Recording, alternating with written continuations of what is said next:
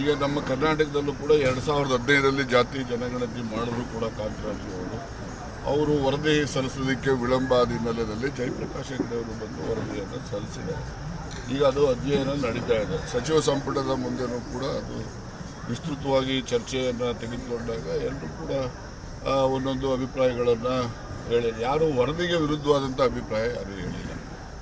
ಆದರೆ ಯಾವ ರೀತಿ ವರದಿಯನ್ನು ಯಾರಿಗೂ ಅನ್ಯಾಯ ಆಗದ ರೀತಿಯಲ್ಲಿ ಜಾರಿ ಮಾಡ್ತಕ್ಕಂಥದ್ದಕ್ಕೆ ಮಾರ್ಗೋಪಾಯಗಳನ್ನು ಚಿಂತನೆ ಮಾಡಿ ನಾವು ಅದನ್ನು ಏನು ಚರ್ಚೆ ಅಪೂರ್ಣ ಆದ ಹಿನ್ನೆಲೆಯಲ್ಲಿ ಮುಂದಿನ ಸಂಪುಟ ಸಭೆಯಲ್ಲಿ ತಗೋಬೇಕು ಅಂತೇಳಿ ತೀರ್ಮಾನ ಮಾಡಿದ್ದು. 14ನೇ ತಾರೀಕು ಏನು MMLSಲ್ಲಿ ಸಂಪುಟ ಸಭೆ ಆಯಿತು. ಅದು ಒಂದು ನಿರ್ಣಯ ಏನು ಮಾಡಿದ್ದು ನಾವು ಅಂತ ಹೇಳಿದ್ರೆ, ಆ ಒಂದು ಸಬ್ ಡಿವಿಷನ್ನು ಚಾಮರಾಜನಗರ, ಮಂಡ್ಯ ಮತ್ತು ಮೈಸೂರು ಆ ಸಂಬಂಧಪಟ್ಟಂತೆ ಏನೆಲ್ಲ ಬೇಡಿಕೆಗಳಿದ್ದಾವೆ, ಜನರ ಬೇಡಿಕೆಗಳು, ಅದನ್ನು ಸಂಪುಟದಲ್ಲಿ ತೀರ್ಮಾನ ಮಾಡಬೇಕು. ಆ ದಿವಸ ಸಂಪುಟ ಸಭೆಯಲ್ಲಿ ಸುಮಾರು 3620 ಕೋಟಿಯಷ್ಟು ಆ ಭಾಗಕ್ಕೆ ಅಭಿವೃದ್ಧಿ ಕಾಮಗಾರಿಗಳಿಗೆ ಸಂಪುಟ ಅನುಮೋದನೆಯನ್ನು ಕೊಟ್ಟಿರ್ತಕ್ಕಂಥದ್ದು. ಈಗ 2ನೇ ತಾರೀಕು ಸಂಪುಟ ಸಭೆಯಲ್ಲಿ ಅದು ಬರುತ್ತೆ ಅಂತಕ್ಕಂಥದ್ದಿತ್ತು. ಬೇರೆ ಬೇರೆ ಕಾರಣದಿಂದ 2ನೇ ತಾರೀಕು ಸಚಿವ ಸಂಪುಟದ ಸಭೆ ಇಲ್ಲ. 9ನೇ ತಾರೀಕು ಸಚಿವ ಸಂಪುಟದ ಸಭೆ ಬಂದಿದೆ. ನಾನು ಕೂಡ ಈಗಾಗಲೇ ಸಿದ್ದರಾಮಯ್ಯನವರು ಸ್ವಾಗತ ಮಾಡಿದ್ದಾರೆ ಏನು ಕೇಂದ್ರದ ನಿರ್ಣಯವನ್ನು. ನಾವು ಕೂಡ ಕೇಂದ್ರದಲ್ಲಿ ಏನು ತೀರ್ಮಾನ ಮಾಡಿದ್ದಾರೆ ಜಾತಿ ಜನಗಣತಿಯ ಬಗ್ಗೆ ನಾನು ಆ ತೀರ್ಮಾನವನ್ನು ಸ್ವಾಗತ ಮಾಡ್ತೇನೆ. ಬಿಜೆಪಿ ನಾಯಕರು ಹೇಳ್ತಾರೆ ರಾಜ್ಯ ಜಾತಿ ಗಣತಿ ಸ್ವಾರ್ಥಕ್ಕಾಗಿ ವೋಟ್ ಬ್ಯಾಂಕ್ ಆಗಿ ಮಾಡ್ತಾ ಇದ್ದಾರೆ. ಆಯ್ತಪ್ಪ, ಈಗ ಅವ್ರು ಆ ಥರ ಹೇಳಿದ್ಮೇಲೆ ಈಗ ಅವ್ರು ಮಾಡೋಕೊಳ್ತಾರಲ್ಲ, ಅವ್ರು ಯಾವ ಸ್ವಾರ್ಥಕ್ಕೆ ಮಾಡೋಕೊಳ್ತಿದ್ದಾರೆ? ಹಾಗಾದ್ರೆ ಅವರು ಸ್ವಾರ್ಥಕೊಳ್ತಿದ್ದಾರೆ. ನೋಡಿ, ಅವ್ರದ್ದು ಯಾವುದಾದ್ರೂ ಉದ್ದೇಶ ಇಟ್ಕೊಂಡು ಮಾಡಿದ್ವಿ. ನಮ್ಮ ಸರ್ಕಾರ, ಸಿದ್ದರಾಮಯ್ಯವ್ರ ಸರ್ಕಾರ, ರಾಹುಲ್ ಗಾಂಧಿಯವ್ರ ಸರ್ಕಾರ ತೀರ್ಮಾನಗಳು ಏನು ಕಟ್ಟಕಡೆಯ ವ್ಯಕ್ತಿ ಇದ್ದಾನೆ, ಹಳ್ಳಿಗಾಡಿನಲ್ಲಿರ್ತಕ್ಕಂಥವನು, ಬಡವ, ಆರ್ಥಿಕವಾಗಿ ಹಿಂದುಳಿದಿರ್ತಕ್ಕಂಥವನು, ಶೈಕ್ಷಣಿಕವಾಗಿ ಹಿಂದುಳಿದಿರ್ತಕ್ಕಂಥವನು, ಅವರನ್ನು ಮೇಲೆ ಸಮಾಜದ ಮುಖ್ಯವಾಹಿನಿಯಲ್ಲಿ ತರಬೇಕು. ಅವರು ಕೂಡ ಸ್ವಾಭಿಮಾನದ ಬದುಕನ್ನು ಕಾಣಬೇಕು, ಆರ್ಥಿಕವಾಗಿ ಸದೃಢರಾಗಬೇಕು ಅಂತಕ್ಕಂಥ ಉದ್ದೇಶದಿಂದ ನಾವು ಮಾಡ್ತಕ್ಕಂಥದ್ದು. ಈ ವೋಟ್ ಬ್ಯಾಂಕಿಗೆ ಮಾಡ್ತಾರೆ ಅಂತಕ್ಕಂಥದ್ದು ಶುದ್ಧ ಸುಳ್ಳು. ಅದನ್ನು ನಾನು ಒಪ್ಪೋದಿಲ್ಲ. ವರದಿನೇ ಕಳೆದೋಗಿದೆ. ಮೂಲ ಪ್ರತಿನೇ ಎಲ್ಲ ಅದ್ರ ಸಿಗ್ತಿಲ್ಲ. ಏನು ಇವರು ಹುಡ್ಕೊಂಡು ಕೂಡ ಕೇಳಿ ಹಾಕಿದ್ರೆ ಕಳೆದೋಗಿದ್ರೆ ಎಲ್ಲರೂ ಒಂದು ಕಡೆ ಇರಬೇಕಲ್ಲ.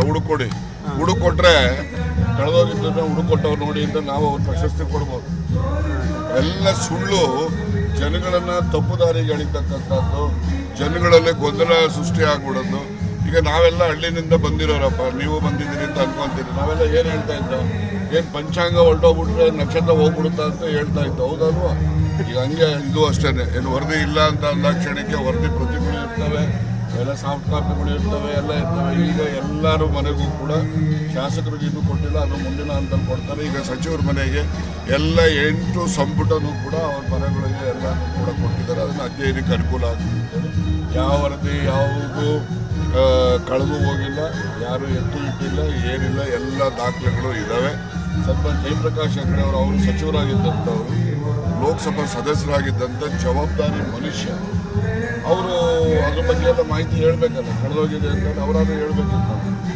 ಅವರ ಒಂದು ಆನೆಸ್ಟಿ ಬಗ್ಗೆ ಯಾರೂ ಪ್ರಶ್ನೆ ಮಾಡೋಂಗಿಲ್ಲ ಜಯಪ್ರಕಾಶ್ ಹೆಗಡೆ ಅವರು. ಅಂಥ ಮನುಷ್ಯ ಅದನ್ನು ಪರಿಪೂರ್ಣವಾಗಿ ಏನು ಅಪೂರ್ಣ ಆಗಿತ್ತು ಅದನ್ನು ಪೂರ್ಣ ಮಾಡಿ ಇವತ್ತು ಸರ್ಕಾರಕ್ಕೆ ಸಲ್ಲಿಸಿದ್ದಾರೆ. ಇದು ಅಧ್ಯಯನ ನಡೀತಾ ಇದೆ. ಅಂತಿಮವಾಗಿ ತೀರ್ಮಾನ ಮಾಡ್ತೀವಿ. ನಮ್ಮ ಪ್ರಮುಖ ಉದ್ದೇಶ ಇರ್ತಕ್ಕಂಥದ್ದು ರಾಜಕೀಯಕ್ಕೆ ವೋಟ್ ಬ್ಯಾಂಕ್ ಮಾಡ್ಕೋಬೇಕು ಅಂತ ಅಲ್ಲ. ನಮ್ಮ ಉದ್ದೇಶ ಇರ್ತಕ್ಕಂಥದ್ದು ಏನು ಸಮಾಜದಲ್ಲಿ ಇನ್ನೂ ನಿರ್ಲಕ್ಷ್ಯಕ್ಕೆ ಒಳಗಾಗಿರ್ತಕ್ಕಂಥ ಸಮುದಾಯ ಇದ್ದಾವೆ, ಆ ಸಮುದಾಯಕ್ಕೆ ನ್ಯಾಯ ದೊರಕಿಸ್ಕೊಡ್ಬೇಕು ಅಷ್ಟೇ. Thank you. ಹೇಳಿದವ್ರು ಸ್ಥಿಮಿತ ಸರಿಗಿಲ್ಲ. ಅವ್ರು ಯಾರು ಹೇಳಿದ್ದಾರೆ? ಅವ್ರಿಗೆ ಸ್ಥಿಮಿತ ಸರಿಗಿಲ್ಲ.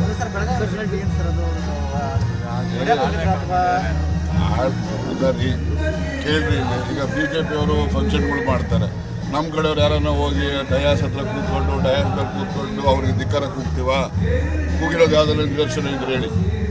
ಇವರು ಕಾಂಗ್ರೆಸ್ ಶಾಲೆ ಹಾಕೊಂಡು ಬಂದು ಕೂತ್ಕೊಂಡ್ಬಿಟ್ಟು ಧಿಕ್ಕಾರ ಕೂಗಿದ್ರೆ ಅವ್ರಿಗೆ ಹೇಡಿಗಳು ಅಂತ ಕರಿಬೇಕು, ಆ ಪಕ್ಷದ ಮುಖಂಡರು ಅಂತ ಕರಿಬೇಕು. ನೀವೇ ತೀರ್ಮಾನ ಮಾಡಿ. ಯಾರು ಏನು ವರ್ತನೆ? ಸಿಂಗಲ್ ವರ್ಡಿಂದ ಕರೀತಾರೆ ಅಂತ ಅಂದ್ರೆ ಸಿಂಗಲ್ ವರ್ಡ್ ಅಂದ್ರೆ ದೈವ ಕರ್ಕೊಂತೀವಿ. ಅದೇ ಪ್ರೀತಿಯಿಂದ ಕರೆದಿರೋ ವರ್ಡ್ ಅಂತ ಯಾಕೆ ತಿಳ್ಕೊಬಾರ್ದು? ಈಗ ಯಾರ ಮೇಲೆ ಕೈ ಎತ್ತಿದ್ರು ನೋಡ್ರಿ, ಇವೆಲ್ಲ ನೀವು ಮಾಧ್ಯಮದಲ್ಲಿ ಸೃಷ್ಟಿ ಮಾಡಕ್ ಹೋಗ್ಬೇಡಿ. ಅವ್ರು ಯಾರ ಮೇಲೂ ಕೈ ಎತ್ತೋರು ಅಲ್ಲ. ಅವ್ರು ಮಾತಾಡೋದೇ ವರ್ಡ್ ಸ್ವಭಾವ ನಮ್ಮ. ನೀವೇ ನೋಡಿರೋ ಅವ್ರು ಯಾರೋ ಮಾತಾಡಿದಿರೋ ಅಂತಾರೆ, ಹಂಗಂತಿದಂಗೆ ಗಾಬರಿ ಆಗ್ಬಿಟ್ಟು ಅದು ಏನಪ್ಪ ಹಿಂಗೆ ಈ ಮನುಷ್ಯ ಅಂತ ನೀವು ಅನ್ಕೊಂತೀರಿ. ಆ ಥರ ಎಲ್ಲ ಮನುಷ್ಯನ ಹೃದಯ ಮಾತ್ರ ಬಹಳ ಸ್ವಚ್ಛ ಹೃದಯ ಮತ್ತು ಶ್ರೀಮಂತ ಹೃದಯ ಇದೆ. ಬಡವ್ರ ಪರವಾಗಿ ಸ್ಪಂದಿಸ್ತಕ್ಕಂಥ ಹೃದಯ ಇದೆ. ಅದನ್ನ ನೀವು ಹೇಳಿ ಅಂತ ಕೂಗಿದ್ರು ಯಾರು ಏಕವಚನದಲ್ಲಿ ಮಾತಾಡಿದ್ರು ಪ್ರೀತಿಯಿಂದ. ಈಗ ನಾವು ದೇವ್ರನ್ನ ಯಾವ ಇರೋದು ದೇವ್ರನ್ನಲ್ವ ನಾವು ಸರಿ ಅಂತೀವ ಅನ್ನಲ್ವ? ಹಂಗೆ ಇರಲಿ. ವಿಶ್ವಾಸಕ್ಕೆ ಮಾತಾಡಿರ್ತಾರೆ, ಏನಾದ್ರು ಮಾತಾಡಿದ್ದಾರೆ ಆ ರೀತಿ ಅಂತ ನೀವು ಹೇಳೋ ರೀತಿ ಅದನ್ನ ಯಾರು ಅನ್ಯತಾ ಭಾವಿಸ್ತಾರೆ. Thank you. ಸಿದ್ದರಾಮಯ್ಯ ಅವರು ಪಾಕಿಸ್ತಾನದಲ್ಲಿ ಒಳ್ಳೆ ಓಟ್ ಸಿಗುತ್ತೆ ಅಂತಂದು 6 ವರ್ಷಕ್ಕೆ ಅವರು ವ್ಯಂಗ್ಯ ಮಾಡ್ತಿದ್ದಾರೆ. ಅವರು ವ್ಯಂಗ್ಯ ಆಡ್ತಾರೆ. ಈಗ ವಿರೋಧ ಪಕ್ಷದವ್ರಿಗೆ ಏನು ಕೆಲಸ ಇಲ್ವಲ್ಲಪ್ಪ. ಈಗ ಯಾರ್ದು ಈಗ ಬೈ ಎಲೆಕ್ಷನ್ಗಳು ಏನಾಯಿತು, ಇವರೆಲ್ಲ ಲೋಕಸಭೆಗೆ ಗೆದ್ಬಿಟ್ಟಿದ್ದೀವಿ ಅಂತ ಹೊರಟ್ಬಿಟ್ರಲ್ಲ. ಬೈ ಎಲೆಕ್ಷನ್ಗಳೆಲ್ಲ ಏನಾದ್ರು ಅದರಿಂದ ಜನರ ಪ್ರೀತಿ ನಮ್ಮ ಗ್ಯಾರಂಟಿಗಳೇನಿದ್ದಾವೆ ಅದು ಜನರ ಮನಸ್ಸಿನಲ್ಲಿ ಕೂತಿದೆ. ಆ ಜನರ ಮನಸ್ಸನ್ನು ಬೇರೆ ರೀತಿಯಲ್ಲಿ ಅವರಲ್ಲಿ ಅಸಮಾಧಾನ